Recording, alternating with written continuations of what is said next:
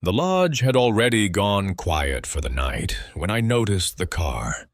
It sat at the far end of the lot, half buried in the new snow, its headlights still glowing against the drifts. The storm had swallowed the highway, no sound except the wind pressing against the windows, and for a moment I thought the driver might simply be waiting for it to ease. Then the lobby door opened and a man stepped inside without a word.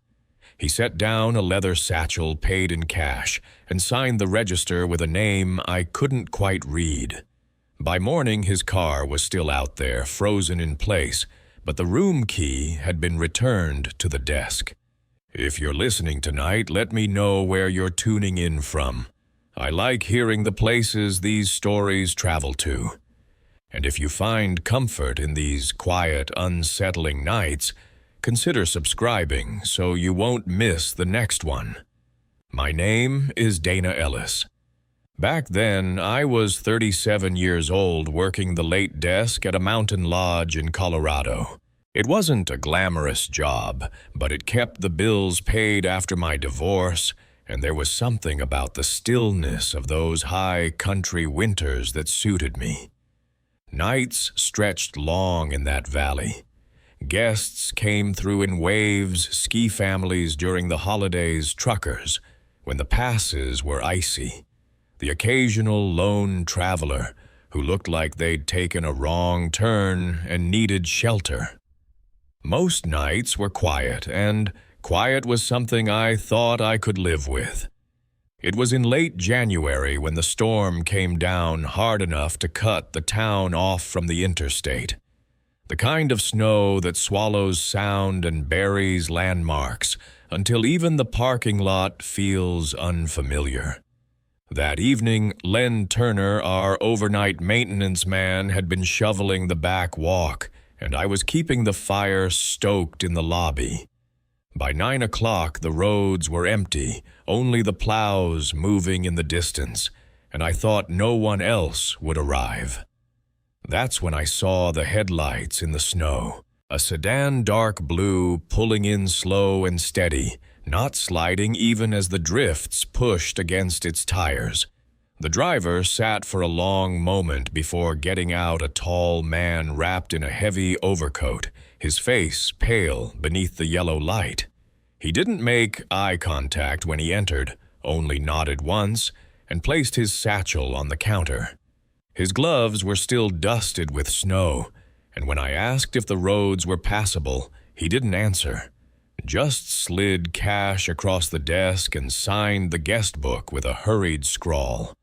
I gave him room 6, ground floor, facing the pines. He didn't ask about the Wi-Fi or breakfast or checkout times, the things most guests mentioned without thinking. He simply took the key, nodded again, and walked down the hall without a sound. His boots didn't squeak on the tile. I remember watching until he turned the corner, the old brass numbers swinging gently on the ring in his hand. Len came in a little later, brushing snow from his shoulders, muttering about the drifts piling faster than he could clear them. I told him about the new arrival, and he frowned in that way he always did when something didn't sit right. "Storm like this," he said, "you don't drive unless you have to." He went back out without another word, but I could tell he was thinking the same thing. I was. Something about the man's silence had left the air heavier. Around midnight, I made my rounds, checking the hallways and turning down the lights. Room 6 was quiet. No television glow leaking from the curtains. No sound of movement inside. I paused for a moment, hand on the doorknob across the hall, listening. Nothing but the low groan of the storm outside. By 3 in the morning, the snow had stopped, and I thought about calling it a night. I poured a cup of coffee, sat near the lobby window, and tried to read. That's when I noticed it, a shape moving in the pines beyond the parking lot. At first, I thought it was the wind shaking the branches, but the figure was too solid, too steady, pacing back and forth at the edge of the lot, where the floodlight didn't quite reach. I leaned closer, breath fogging the glass. The figure paused, turned, and for a long moment seemed to face directly toward the lobby. Then it stepped back into the trees and disappeared. I waited for the crunch of boots on snow for the door to creak open, but no one came. At dawn, Len returned from the plow shed and gave me a look that said he hadn't slept either. I pushed the register toward him and tapped the new signature. He studied it, shook his head, and we both walked down the hall to room 6. The key was already waiting on the desk outside the door, resting neatly on the little shelf where we asked guests to leave it at checkout. Inside, the bed was made untouched. The bathroom sink was dry. Even the towels were still folded. But the car was still in the lot, buried almost to its windows in fresh snow. It hadn't moved since the night before. We waited until afternoon before calling the sheriff. By then, the storm had cleared and the road reopened, but no one had come for the car. When the deputy arrived, he ran the plates and told us it belonged to a man from Nebraska. That was all he would say. He had no explanation for the untouched room, no reason why the key had been returned without the car leaving. He only said they'd look into it.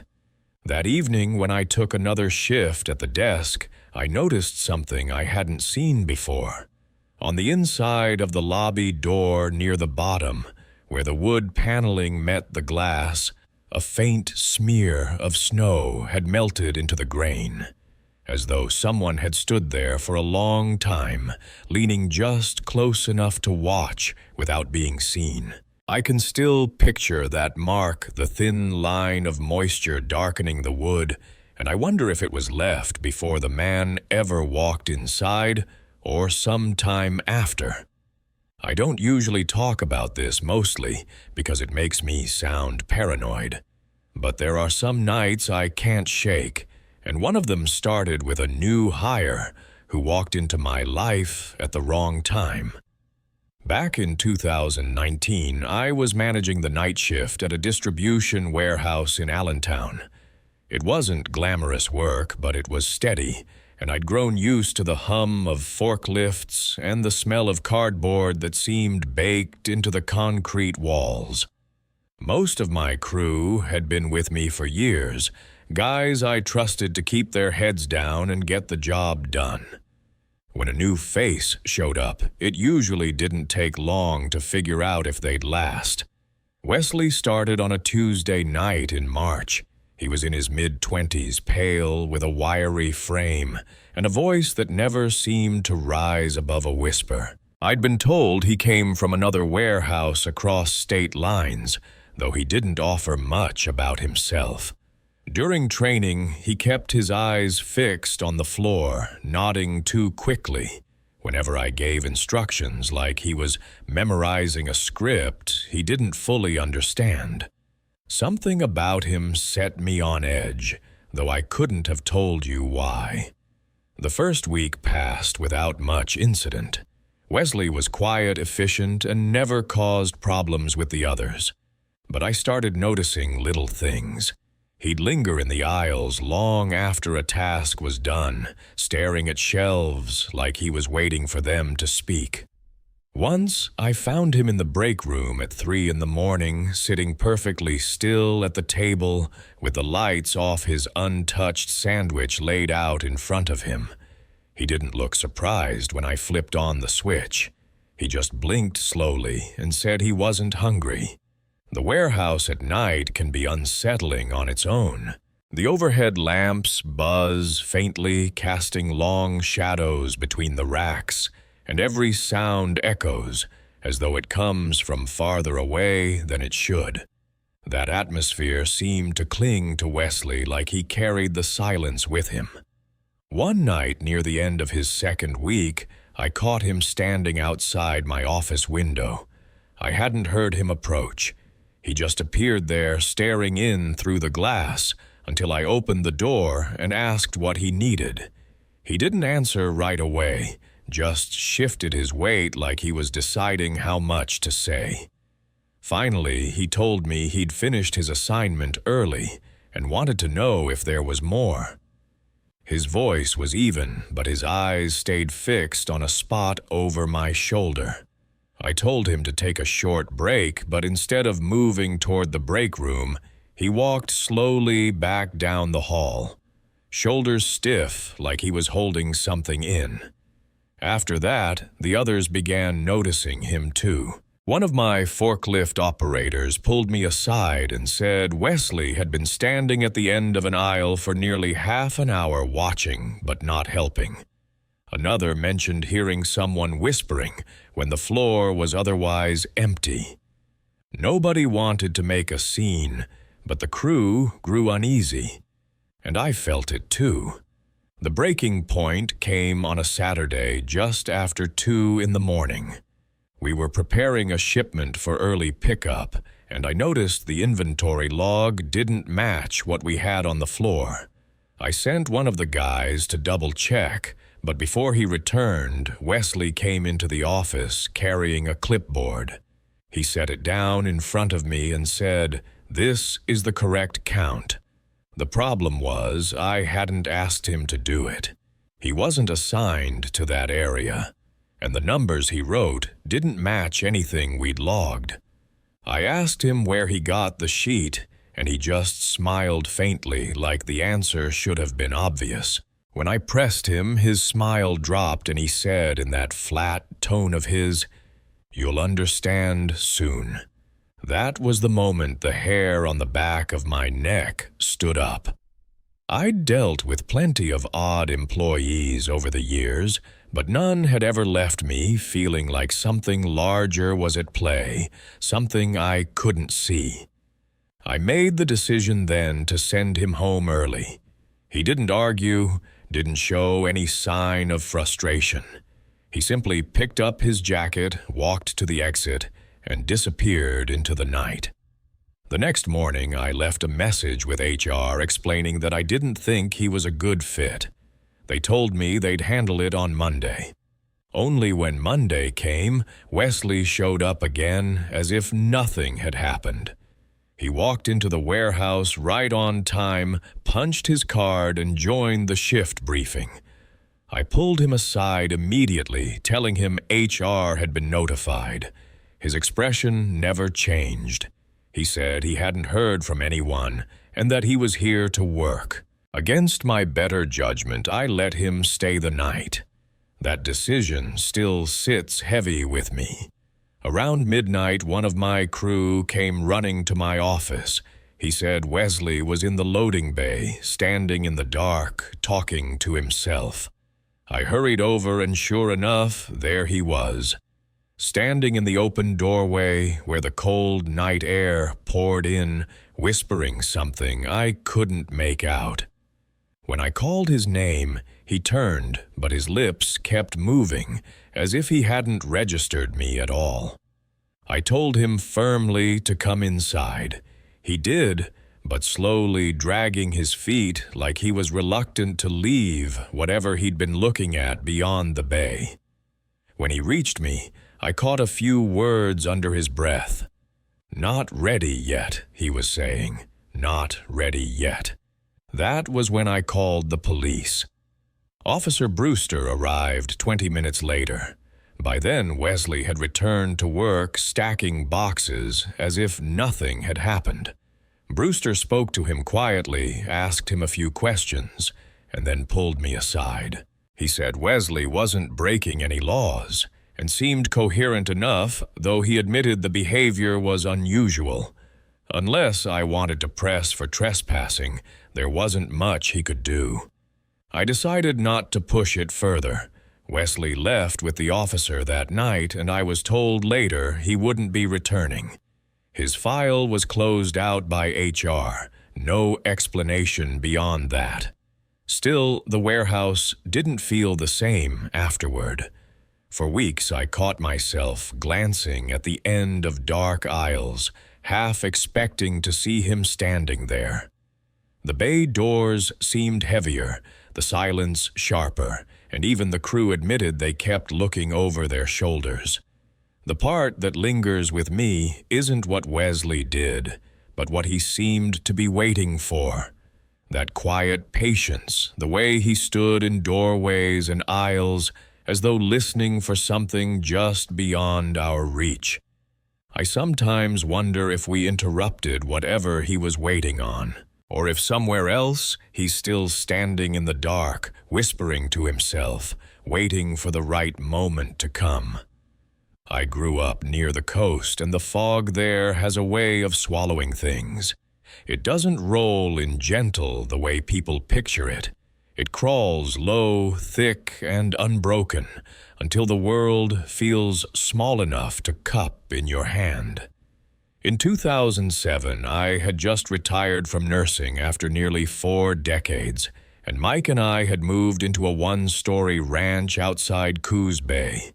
The neighborhood was quiet, mostly older folks like us, with pine trees crowding the edges of every lot. Retirement didn't sit well with me at first. I'd lived my whole adult life in motion call lights, buzzing hallways, echoing a constant stream of patience. Without it, I felt restless, so I started walking every evening. The fog came heavy in November, but I didn't mind. It felt like the world was pressing me into silence, giving me space to think. That night had been colder than most, the kind where the damp clings to your sleeves, and every breath hangs like smoke. I set out just after 8, flashlight in one pocket, scarf pulled tight, and walked the trail that cut between 2 rows of tall firs.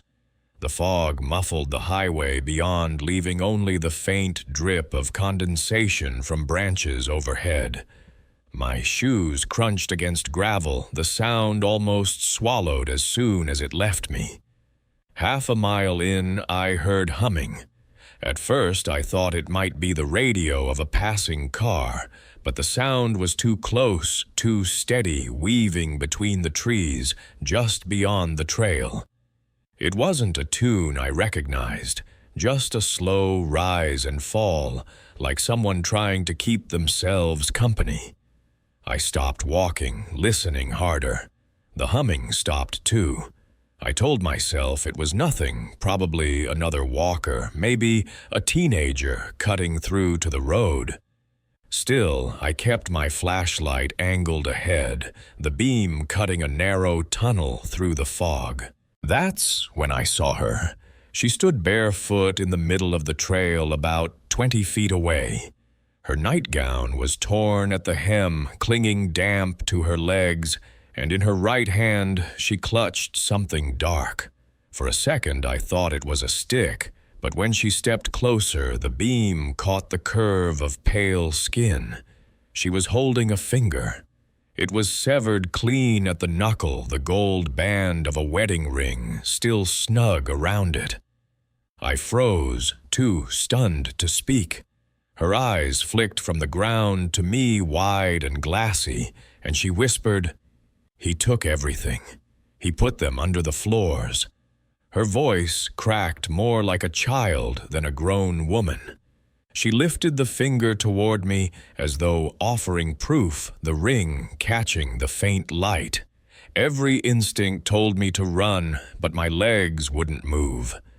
She began mumbling to herself, fragments about walls, crawl spaces, names I didn't recognize.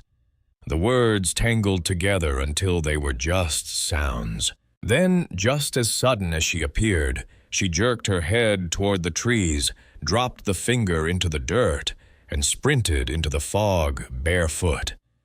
The humming picked up again as she vanished, a broken tune that faded until the trail was silent. I bent down slowly, shaking, and saw the finger lying there pale against the gravel. The ring was scratched, but intact. I wanted to believe it was fake, some sick prank, but I knew the weight of real gold when I saw it. I didn't finish my walk. I went straight home, locked the door, and told Mike what I'd seen. He wanted to call the police immediately, so we did. Deputy Sanders arrived within the hour, a heavy-set man with kind eyes, who looked more tired than alarmed. He listened carefully, then followed me back to the spot. But the finger was gone. The gravel showed a faint smear, like something dragged across it, but there was nothing left to collect. Nothing to prove I hadn't imagined it. Sanders shone his flashlight around, checked the tree line, and asked me to describe the woman again. Blonde, early 30s, torn nightgown, barefoot. He nodded slowly and said, "We've had a report tonight of an escaped patient from the psychiatric unit in North Bend. Fits your description." He didn't dismiss me, but there was a tone in his voice that suggested relief, as if putting her into a category escaped patient made everything simpler. He told us she had attacked her husband earlier that evening and fled into the fog before authorities could catch her. The finger, he explained, was probably his. That explanation should have settled me, but it didn't. For weeks after I avoided the trail. Each time the fog crept in, I caught myself listening for humming. The sound of it felt stitched into my memory, echoing in quiet rooms where no one else was present. Even now, I sometimes wake at night and think I hear it drifting through the window, a fragile melody, unfinished and wandering. The part that unsettles me most isn't the finger or the story of what she did before. It's the way she looked at me, as though I was the one who had to believe her, as though she wasn't running from us, but waiting for someone else to finally understand what she had carried out of that house. And sometimes when the fog presses close and the world shrinks small again, I wonder what else was buried under those floors. Back in 2015, my work kept me on the road more than at home. I was selling office equipment, the kind nobody really notices until it stops working, and most of my territory was small towns scattered across Kentucky and Tennessee. Long stretches of highway gave me plenty of time to think, and sometimes when my schedule left me a few hours to spare, I'd pull into a yard sale just to pass the time. I told myself I was looking for old records or a book I hadn't read, but really it was just something to break the monotony. That's how I ended up turning into a gravel driveway outside Fairview one Saturday morning. The house at the end of the lane looked like it had seen better decades. Faded blue siding peeled around the edges, and the shutters had gone pale in the sun. A folding table was set up near the porch steps with the usual scatter of kitchenware and a couple boxes of VHS tapes. Behind the table stood a man in his 40s, a short beard under a trucker's cap and a flannel shirt that looked like it hadn't been washed in some time. He gave me a nod but didn't call out, and that suited me fine. The air was heavy with the smell of damp earth. The storm from the night before had left the grass slick, and the gravel crunched loud enough underfoot that every step felt like it announced me. I glanced through a crate of records making small talk about the weather. His replies came slow, rehearsed, as if he'd said the same words too many times. When I asked how long he'd lived there, he hesitated just a moment too long before answering. A couple months. Something about the pause scratched at me, but I let it go. I was holding an old Polaroid camera debating whether $10 was worth the gamble when I heard the sound. A heavy thud from inside the house, followed by muffled voices, one sharp, one desperate. My head jerked up, but the man behind the table stayed still. his hand frozen on a coffee mug. For a split second, he looked caught like a deer caught in headlights. Then he forced a laugh and muttered that his roommate was clumsy. The sound didn't fit the words. Before I could reply, the front door slammed open. A young man, barefoot and shirtless, bolted out, eyes wide and lips split. He didn't look at me, didn't stop, just ran straight past the table and down the drive.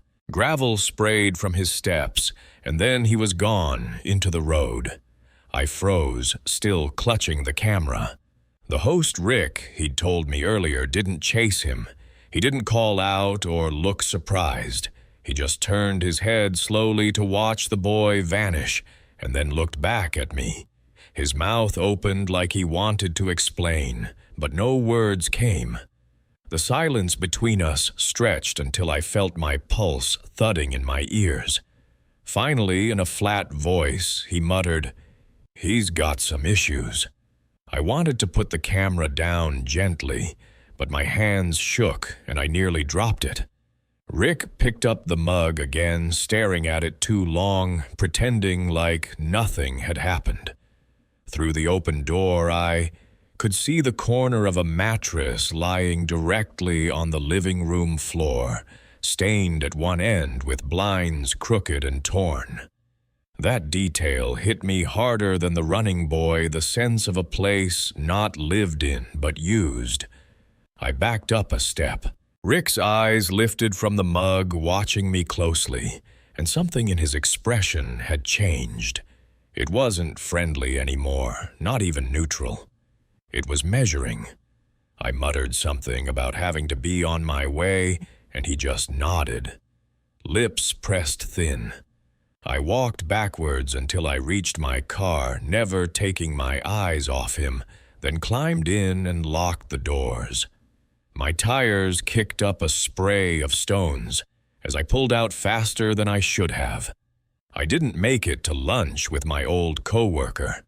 I parked in a Dollar General lot a few miles away, hands gripping the wheel, replaying what I'd seen.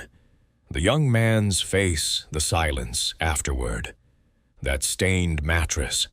I debated calling the police, knowing how flimsy it would sound.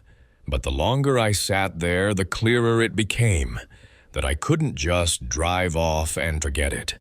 I gave the Fairview police the address as best I could remember. The officer at the desk, Caldwell, nodded politely and said they'd check it out. 2 days later, he called me back. He told me the house had been vacant for nearly 6 months. The owners lived out of state, trying to sell it. Someone had broken in through the back door and set up inside, with stolen items and mattresses on the floor. By the time officers went, whoever had been there was gone. He didn't say more, and I didn't ask. For weeks after, I caught myself looking at porches as I drove, half expecting to see someone, standing still, too still, watching me. The thought that I had walked into the middle of something, some arrangement I wasn't meant to see, sat heavy in my chest. I never learned who that barefoot young man was, or whether he escaped for good. I never learned who Rick really was, or what he wanted to explain but didn't. What I do know is that silence can feel more dangerous than shouting. And the silence that hung in that yard, broken only by the sound of the boy's feet on gravel, has followed me ever since. I don't usually admit this, but I used to think of yard sales as harmless, almost comforting. Old mugs, scratched records, someone else's forgotten clutter laid out under the sun. But after one Saturday in Tulsa, I never saw them the same way again. In 2011, I was 46 and raising my daughter Emma on my own. We lived in a quiet neighborhood outside the city, the kind of place where mailboxes leaned a little, but people waved from their porches just the same. That summer, Emma kept teasing me about my so-called dad junk boxes of electronics I hadn't touched since the 90s, and I finally gave in. One hot Saturday, I dragged it all out into the driveway, propped open the garage, and set up a yard sale. The morning started slow, the kind of shuffle of retirees and joggers you expect, but by late morning, the heat made the air thick and the crowd grew busier. I remember feeling good about it, sipping a Diet Coke while an older couple inspected a fishing rod. It almost felt like community again, something simple. Around 11:30, a maroon sedan sputtered to a stop across the street. The engine coughed like it wanted to die, but two women stepped out like they had planned it. The first one caught my eye immediately. She was tall, maybe mid-30s, with bright orange lipstick and thick sunglasses pushed up into her hair. She moved quickly, talking before I could even finish swallowing. She asked about old tools, then video games, then a lawnmower brand I'd never heard of. She laughed at her own comments, leaning too close, as though we were already friends. It felt rehearsed, the way she filled every silence with noise. The second woman hardly spoke. She was older, shorter, with a gray streak in her black hair and clean white sneakers that stood out against the dusty sidewalk. While the tall one kept me busy, the quiet one drifted past the tables, pausing over a few paperbacks before slowly circling toward the side of the house. At the time, I didn't think much of it.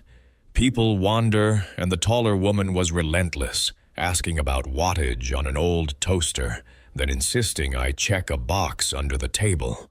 By the time she waved toward her partner and said, "Janet, let's go," I realized I hadn't seen the older woman in minutes.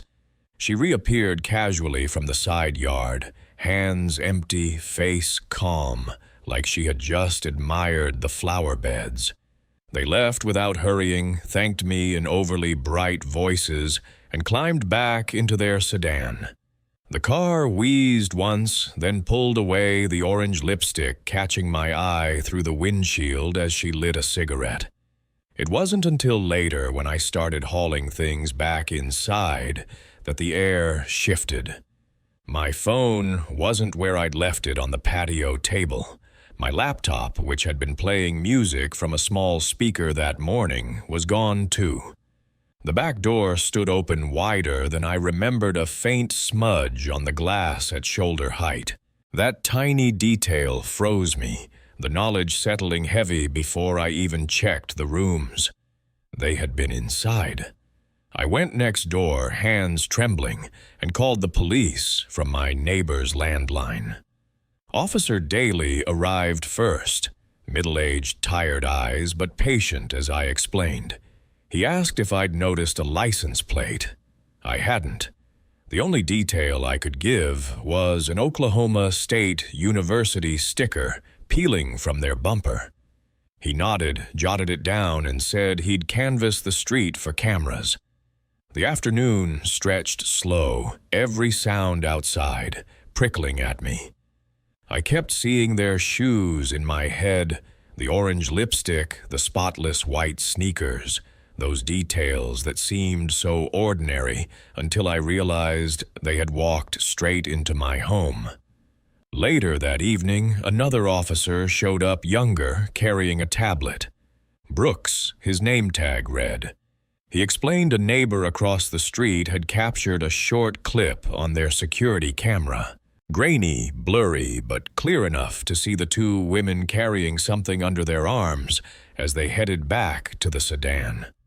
One of them clutched my laptop sleeve against her chest. Seeing that image made my stomach flip in a way I didn't expect. Brooks asked if I wanted to come down to the station to look at still images. He told me quietly that it wasn't the first report. These women had been drifting through neighborhoods across Oklahoma and into Texas, always in pairs, always working the same way, one distracting one, slipping inside through an open door or window. Hearing that didn't comfort me. It made me feel smaller, like I had been just one name on a list. That night I barely slept. Every creak in the house made me sit up. The sound of the refrigerator hum, the click of the porch light, things I had lived with for years, all felt different. I kept seeing flashes of orange lipstick when I closed my eyes, the way her laugh hadn't reached her eyes, and the way the older one moved like she had done it 100 times. In the days that followed, I added locks, cameras, motion lights. Emma teased me at first, but she saw the change in me. I jumped when neighbors knocked. I checked the back door twice, 3 times, even in the middle of the day. A week later, Daly called to say the car had been abandoned at a motel 2 counties over. The women were gone. He said they'd struck other neighborhoods, and the odds of recovering my things were slim. He tried to reassure me by saying, at least we now had a pattern. But patterns only mean there will be a next time somewhere else. The worst part wasn't losing the laptop or the phone. It was the realization of how ordinary it all felt. They hadn't threatened me, hadn't rushed. It was practiced smooth, and I never saw it until it was too late. Now, when I walk past my own back door, I still see that faint smudge on the glass. It's long since been cleaned, but in my mind, it's there, the proof of a stranger's hand pressing close, deciding what they might take next. Back in 2009, I was 39, living on the edge of Akron, still working long hours as an insurance adjuster. I drove more than I cared to admit, spending half my weeks tracing highways from Ohio into Indiana and Pennsylvania. At the time, I told myself I enjoyed the movement, but deep down it felt more like drifting nights in motels, gas stations at odd hours, and an empty house when I finally returned. It was a Saturday when the quiet cracked. I had stopped at a yard sale only a few blocks from my place, more out of boredom than need. The sign had been crooked on its post, the kind of hurried lettering that looked like it had been reused too many times. A group of 4 young men were there, early 20s, maybe laughing loudly as they sorted through boxes of knickknacks. They stood out in the neighborhood a little too loud, a little too restless, but I didn't think much of it at first. I walked past them, glanced at a set of old tools, and noticed one of the men watching me. Longer than felt casual. He had that half-smile people wear when they want you to wonder what they know. His friends called him Wes, the name floating across the driveway like it was supposed to mean something. They weren't buying anything. They just hovered, talking too fast, drifting in and out of the tables, like they were waiting for something that hadn't happened yet. Later that afternoon, I saw their car again. A beat-up sedan idled at the far end of my street, windows down despite the chill. The 4 of them sat inside, quiet now, staring at nothing in particular. When I glanced again a few minutes later, the car was gone. That night I found the napkin. It was folded neatly and left on my front porch, weighed down by a chipped bottle cap. The words were scrawled in uneven blue ink. "You're almost out west." That was all. No name, no explanation, just the sentence, and a faint, greasy ring, as if someone had used the napkin at dinner. I carried it inside, confused, more irritated than afraid. It felt like some dumb prank, maybe the kids from the sale trying to spook the neighbors. But the phrase gnawed at me. Almost out west. What did that mean in a place like Akron? The following day, Sarah from across the street mentioned she'd seen the same sedan circling the block late at night. She said the young men hadn't gotten out, just rolled slowly past like they were looking for something. Her tone carried the edge of unease she didn't want to admit. That week, small things began to shift. My garbage can was moved from the curb to the far corner of the yard. The gate latch to the backyard hung loose, as though someone had opened it in the night and forgotten to close it properly. Twice I came home to find the porch light switched off, even though I always left it on. Nothing was stolen, nothing broken, but the pattern was too deliberate to ignore. On Wednesday, I drove home later than usual and noticed the same sedan parked near the entrance to the industrial park empty, but facing the road like it was waiting. The sight tightened my chest. By the time I circled back with the thought of writing down the plate, it was gone. I kept the napkin in a drawer beside my bed, though I don't know why. Maybe part of me wanted to believe it would make sense one day, that it wasn't as random as it felt. But the phrase grew heavier the more I thought about it. Almost out west.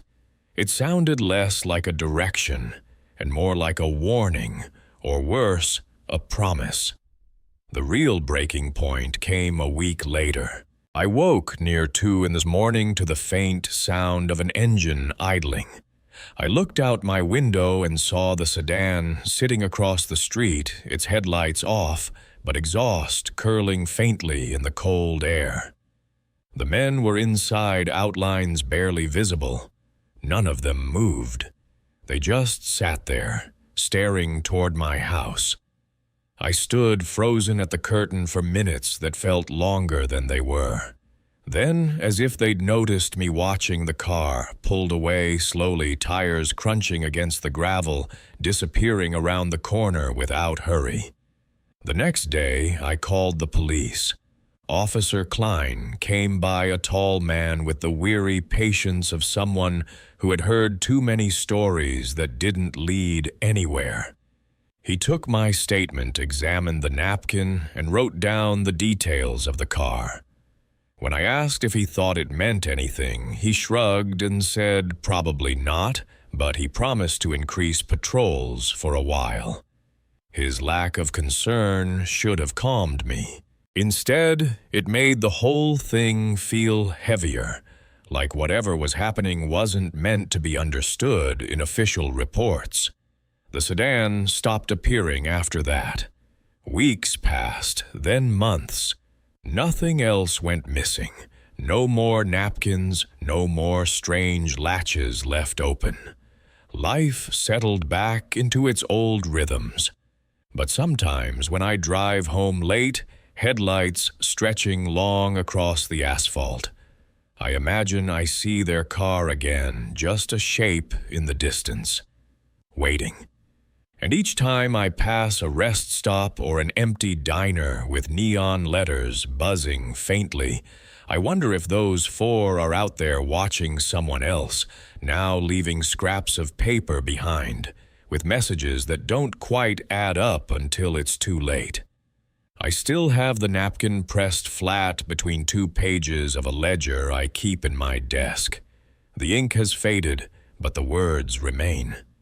You're almost out west, and I can't help but think that someday, somewhere, I'll see the sedan again. And when I do, it won't be waiting anymore. I never thought much about the smaller motels scattered along the highway. They were just places to put my head down between long drives, a bed for the night, and nothing more. Back in 2012, I pulled off near Pueblo, Colorado, after a 14-hour day of selling industrial supplies. I was tired enough that any bed would do, but the place I found still sticks with me in ways I can't explain.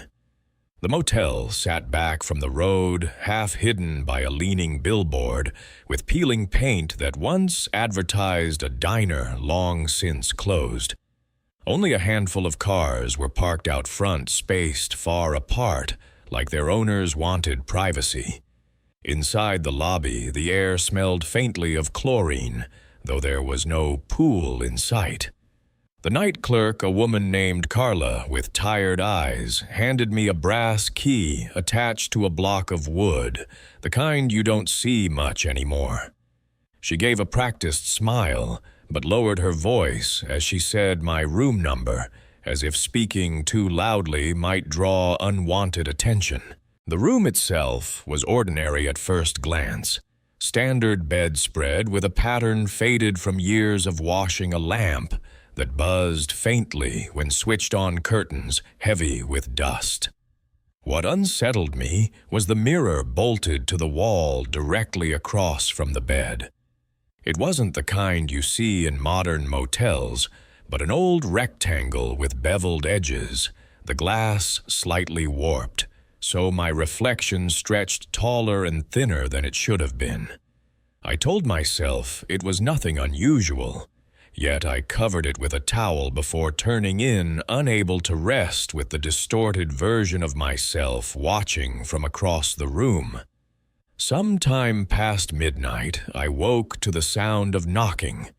It wasn't frantic or loud, just steady, almost polite, 3 taps against the door. I froze, listening. After a pause, the knocking came again. When I finally found the nerve to look through the peephole, the hallway appeared. Empty, lit only by the humming fluorescent fixture near the stairwell. I waited, then eased back into bed, telling myself exhaustion was playing tricks. But the knocking returned an hour later, softer this time, like fingertips brushing against the wood. I sat up and caught movement in the corner of my eye. The towel I had draped over the mirror had slipped to the floor. My reflection stared back, but for a moment I could have sworn there was another figure standing behind me, in the glass, stretched thin and too close. When I turned, the room was empty. The only sound was the faint buzzing of the lamp. By morning, I convinced myself it had been a dream. I checked out quickly, eager to be back on the road. Carla asked if everything had been all right with the room. I nodded, but her expression lingered too long, as though she expected a different answer. On my way out, I noticed something carved into the side of the wooden key block. It was shallow, almost hidden beneath the scratches of years of use. The words were uneven, but unmistakable. Don't look in the glass after midnight. Even now, I don't know what I saw in that mirror, or if I saw anything at all. But every time I stop at an unfamiliar place along the highway, I check for mirrors first, and I never sleep facing one. That was the last memory I'll share tonight. Looking back across these stories, I see a pattern I couldn't at the time, the way ordinary places turn unfamiliar in the smallest hours of the night. A diner, a rest stop, a yard sale, a forgotten motel room, each carried something that unsettled more deeply than a clear danger ever could. They remind me that the strangest moments don't always announce themselves with noise or spectacle. They come quietly in faded signs, in words scrawled on napkins, in reflections that seem slightly off. Maybe that's what binds these stories together, the quiet certainty that we don't always see the whole picture of the places we pass through. Highways and small towns, the corners of cities and stretches of open road, all hold shadows that rarely reveal themselves until we're too close to ignore. What unsettles me most isn't what I saw, but what I still can't explain, the sense that something watched from just outside the frame waiting. So when the road grows long or the night seems still, remember that not every space is as empty as it appears. Sometimes it's the quiet places we forget that remember us the most. Thank you for staying with me until the very end. I hope these stories kept you company tonight and maybe made you think about the roads and places that linger in your own memory. If you'd like to hear more, please subscribe and share these nights with a friend who listens the same way you do.